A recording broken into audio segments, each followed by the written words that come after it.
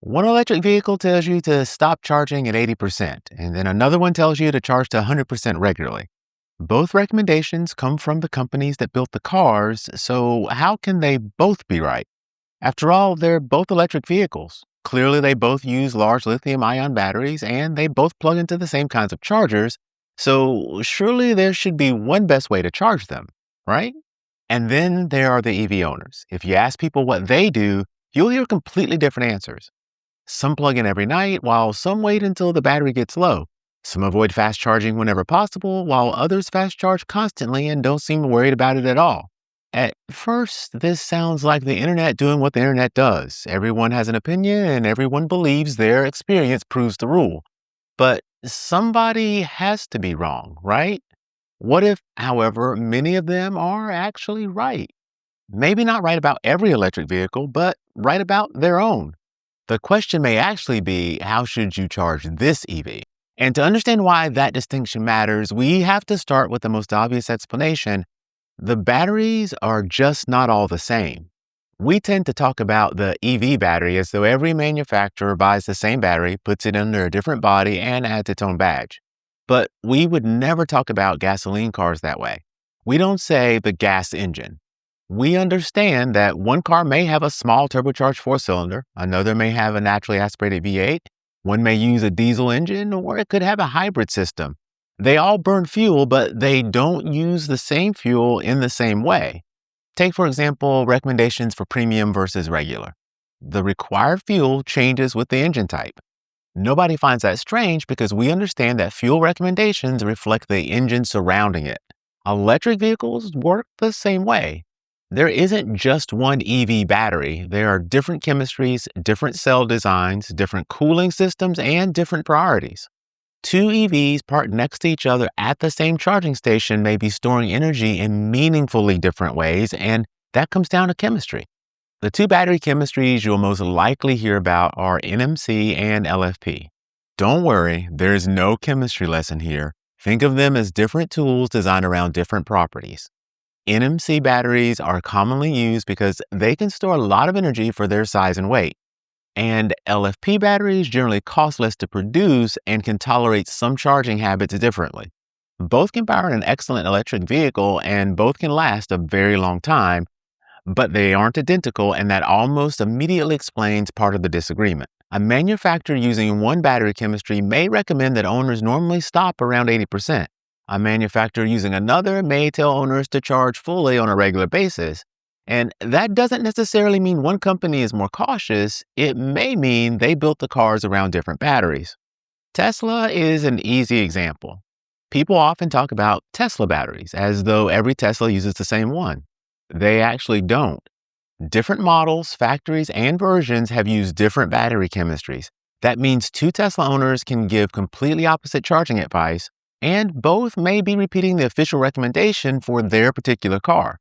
One says, I charge to 100% regularly, and then another person says, I normally stop at 80%. And it could be that neither one of them is mistreating their battery. They may simply own different versions of what appears to be the same vehicle. You might be thinking then, well, that seems to solve the whole mystery, right? Different batteries, different recommendations, we should be done. Except battery chemistry does not explain all of it. It turns out that even vehicles using similar chemistry can treat the same displayed percentage differently. And that means the number on the screen is not quite as universal as it looks. When your EV says the battery is at 100%, it feels like a direct physical measurement because we generally think full is full and there should be nowhere else for the energy to go. But that is not necessarily what that number means. An EV battery usually has a total physical capacity and a smaller amount that the manufacturer actually allows you to use. The difference between those numbers is commonly called a buffer. Imagine buying a fuel tank that physically holds 20 gallons, but the car's computer only allows you to measure and see 18. The gauge still moves from empty to full, and you still see 0% and 100%, but the car never gives you access to every last drop. That hidden reserve can protect the fuel system and keep the car operating predictably. An EV buffer works differently in the details, but the idea is basically the same. The battery may physically hold more energy than the driver can access. and the manufacturer intentionally keeps some of it out of our reach. Sometimes there is a reserve near the top, and sometimes there's a reserve near the bottom. And in fact, there's often a reserve on both. The important point is that manufacturers do not always choose the same amount. That means a displayed 100% in one EV may not represent the same physical battery condition as 100% in another. So when the two owners argue about whether it's safe to charge to 100%, they may think they are discussing the same thing, but they may not be at all. The number looks the same, but the physical condition underneath it may not be. And that changes our question again. We started by asking why different batteries receive different advice. So beyond the differences in their chemistry, we have another reason. The displayed percentage is partly a decision made by the manufacturer. And what if the buffer still doesn't explain everything? The car is not simply hiding part of the battery and leaving the rest alone. It is actually constantly managing what happens inside it. When most people think about software in a modern car, they think about the screen, navigation, music, climate controls, the rest of that stuff. But some of the most important software in an EV is software the driver never actually sees. The battery management system is constantly estimating what is happening inside thousands of individual cells. And it has to do all of this without a simple float bobbing in the tank. A gas fuel gauge measures liquid. An EV is trying to estimate stored electrical energy inside a large chemical system whose behavior changes with temperature, charge level, age, and use. Obviously, that's a harder job, so the software doesn't merely report the battery's condition, it helps create the usable experience of the battery. The key here is that the battery is not a standalone component, it is part of a bigger managed system. The cells, the cooling system, and the usable buffer all matter. And importantly, the manufacturer's priorities also matter because some companies may prioritize maximum usable range while others may build in a more conservative reserve.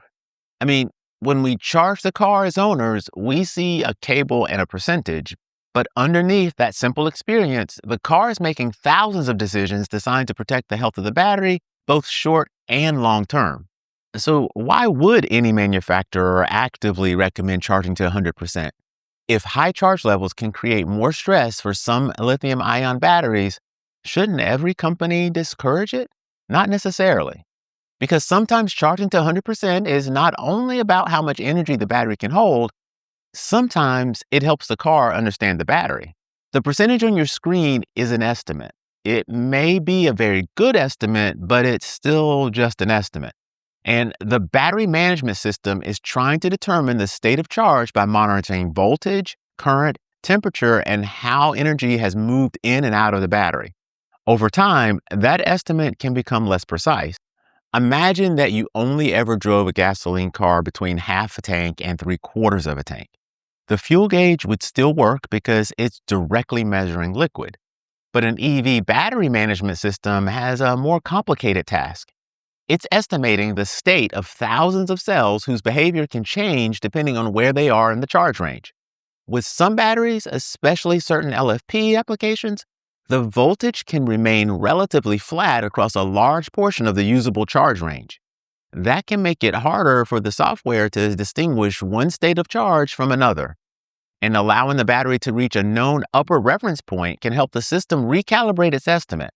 It may also give the battery management system an opportunity to balance cells into the top of the charge range, and that depends on how the system is designed.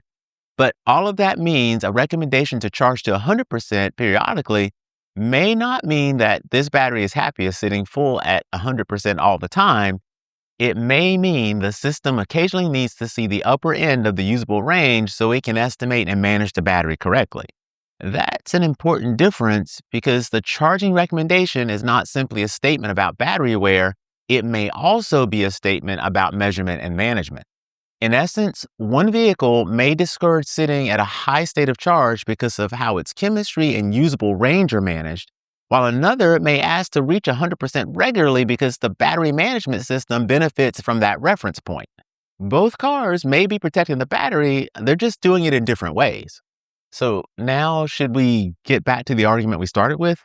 Charge to 80%, charge to 100%, plug in every night. Wait until the battery gets low, avoid fast charging, or fast charge whenever you need to.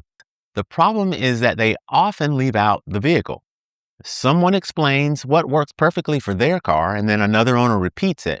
Then someone turns that into a general rule, and eventually the context disappears, and the advice becomes never charge above 80%, or you should always charge to 100%.